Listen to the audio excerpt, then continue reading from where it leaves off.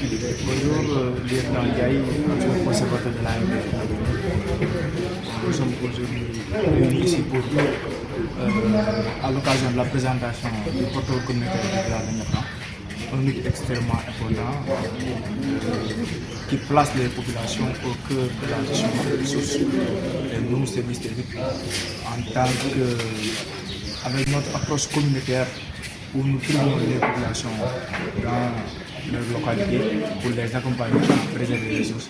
Ce protocole est un outil extrêmement important pour nous et permettrait de faciliter notre travail dans le cadre de la conservation de la biodiversité.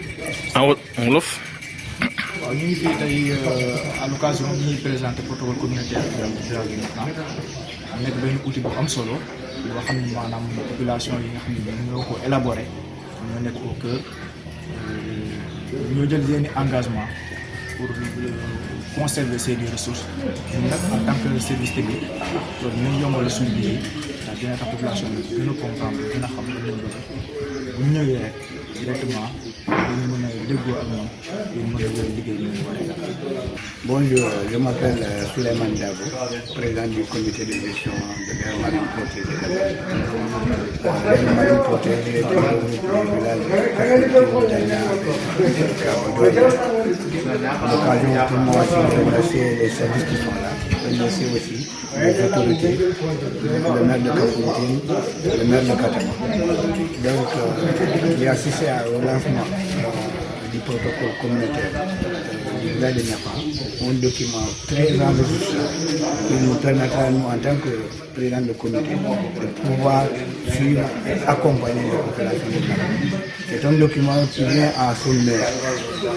Je pense que si tous les villages ont un document pareil, cela faciliterait maintenant notre travail parce que la gestion communautaire c'est vraiment important. Et la gestion de nos ressources aussi recèle d'une importance capitale pour nous et pour nos populations. Donc c'est les ressources qui sont là qu'on doit préserver longtemps. Aujourd'hui, si on prend un exemple d'un petit village comme Niafran, qui fait un document, et ce document peut être vulgarisé pour les autres villages. Moi je pense que vraiment c'est saluer l'initiative et saluer maintenant toutes les personnes qui ont œuvré pour la bonne ressource et pour l'accompagnement de cette ressource. En wolof. Donc may nuyu ñëpp ñu rafetoon suñu teewaay di nuyu waa Niafran di nuyu tous les villages de l'AMP d'Abendé, Kafountine, Diagna, Abendé, Kabadoya, Niafran. Et di nuyu tamit les services étatiques qui sont là, à commencer par le conservateur de son adjoint Ndiaye qui est là. Di nuyu tamit les maires de Katama ak Kafountine.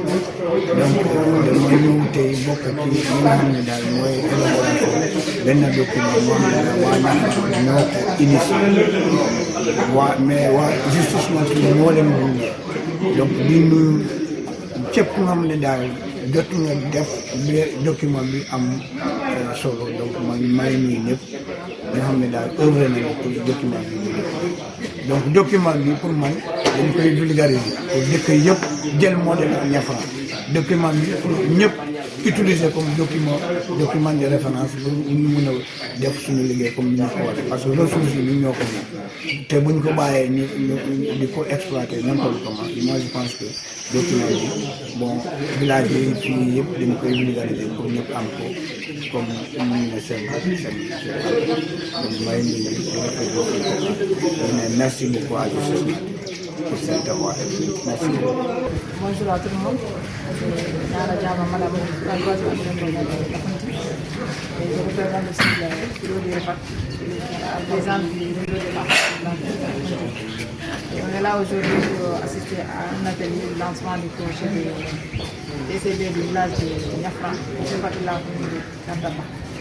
Et c'est aujourd'hui avec le document qu'on a travaillé. C'est une satisfaction d'une part, parce que c'est un document qui regroupe pratiquement tout ce qui est à Niafran comme ressources. La population est foutue. Donc nous félicitons la population de Niafran pour ce travail qui doit être un exemple à dupliquer dans les autres villages de l'AMP de Paris. Merci beaucoup, c'est Anna Fiol Justice. On les a appris et accompagnés pour le travail. En wolof. Assalamu alaikum, je suis Nara Diaba, madame. troisième adjoint au maire de Kafountine di présenté aussi réseau des femmes de la commune de Kafountine ñëw fii tey Diouloulou assister lancement protocole d'accord du village bu Niafran protocole nagaan ko protocole communautaire village voilà Niafran bi nga xam ne si commune Kawtaba la bokk mais lu ñu si boole mooy dañoo bokk AMP parce que mooy bokk rek 5 villages yi nga xam ne AMP ak ñoom ñoo koy liggéey ñu présenté ñuy fekk benn document bi nga xam ne ñoom ñoo ko liggéey si accompagnement yi nga xam ne waa Natural Justice ñoo leen gunge si liggéey boobu liggéey si wàllu seen suuf seen ressources yi nga xam ne seen koom-koom yi nga xam ne moom lañu am seen suuf pour mu amal leen njëriñ suuf mais gis nañ ne document bi dafa ëmb lépp li nga xam ne moo ngi seen biir si wàllu seen culture seen population bi ñuy dundee lépp dañ fa am bu am seen dund bi nga xam ne dafa am importance trop trop di ñaan rek Natural Justice yi gunge na dëkk yi nga xam ne ñoo ngi liggéey ak waa AMP pour ñu mën koo am seen njëriñ ñoom dafay permettre population bi ñu xam seen droit non seulement seen ak ak yelleef seen suuf ak seen ak li ñu am pour suba bu ñu ko bëggee exploiter ñoom lan lañ seen ban taxawaay nañ ci donc dafa am solo trop dañ di remercier bu baax a baax di jaajëfal. Bonjour tout le monde, je m'appelle Donald Sadio, habitant du village de Niafran. Je suis vraiment très content d'être aujourd'hui à ce jour de ce lancement du protocole communautaire bioculturel du village de Niafran qui a été écrit par Natural Justice. Donc les données sont recherchées et recueillies par les jeunes du village, accompagnés par Natural Justice, bien notamment dans le recueil des données et aussi sur la formation du droit, la constitution du droit de l'être humain dans ce monde. Et je remercie aussi les services techniques de l'AMP, le président et le conservateur, le lieutenant, et aussi la maire, troisième adjointe de Kafountine, et aussi monsieur le maire de Katabono, qui sont venus nous accompagner dans ce lancement du PCB du village de Niafran. C'est un document qui sera vraiment intéressant et intéressant déjà. Maintenant, ce qui reste, c'est la vulgarisation, de faire partager pour que tout le monde puisse avoir accès et comprendre quelles sont les ressources qui sont à Niafran, comprendre quels sont les défis à relever à Niafran, comprendre quels sont les développements qu'on peut amener dans le village de Niafran et surtout dans la commune ou bien dans les deux communes. Merci beaucoup. En wolof. maa ngi nuyu yëpp nekk sa tur ak sa sant maa ngi tudd Donald Sadio dëkk Niafran kontaan lool ci bés bi tey nu mu egsi ci lal ci publier un document PCB bi mooy daal protocole communautaire bioculturel bu waa dëkk Niafran mu nga xam ne doom yi nga xam ne ñoo dëkk Niafran ñoo uti données yooyu noonu jox ko Natural Justice mu bind leen ko Natural Justice mooy li nga xam ne moo leen gunge ci bind document bi accompagné nañ trop du yàgg ñeenti at ñu yàgg waa dëkk bi te tamit kontaan nañ trop tey bés bi nu mu yegsee nii document bi ñu publié ko léegi lu des ci document bi mooy jëfandikoo luñ ci wax ñu jëfandikoo ci dëkk bi lu ñu wax tam ñu jëfandikoo ci côté administration jox ko waa état bi ñëpp am ci gis-gis ci waa Niafran lan lañ gis ak lan lañ bëgg a tey ci seen dëkk bien vrai que défi yi bëri nañ foofu noonu waaye document bi na tax ñëpp xam lan mooy Niafran ak lan moo fa nekk nag maa ngi gërëm di leen sant.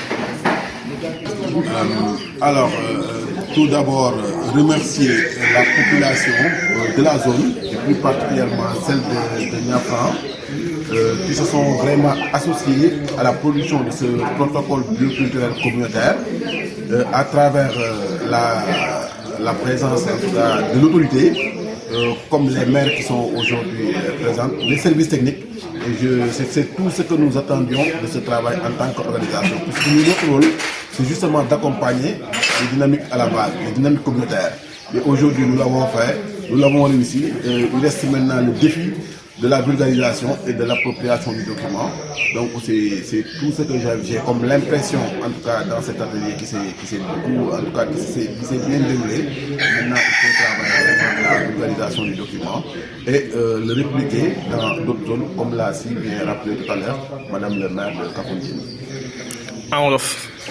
Alors di sant yàlla bi nga xamante ne document bi processus bi métti woon na trop mais tey jii egg nañ si fin bi am nañ suñu bébé bu bees muy protocole bioculturel communautaire bu village bu Niafran di kontaan nag si mobilisation bi waa zone bi yëpp mobilisé wu pour xam document bi mais aussi autorités yi ñëw accompagner leen moom mooy maire yi nekk si zone bi ak service technique yi mu nekk lu ñuy rafetlu di ñaaxaat encore une fois pour ñu gën a dupliquer partager document ba nga xam ne dañ koy xam moom ko parce que du document ñun bu ñu bindee Dakar andi ko fii mais communauté si boobu ñoom ñoo ko bindee à travers seen i réalité seen i droit seen i ak seen i yelleef ak seen i valeurs culturelles ñu def ko si benn document ba nga xamante ne vraiment mën na servir des générations et des générations donc lii nekk na mbir mu am solo te ñoo koy encouragé di ñaan yàlla mu nekk vraiment document bu ñuy servir mais servir aussi zones yi nga xamante ne ñooy les zones environnantes jërëjëf.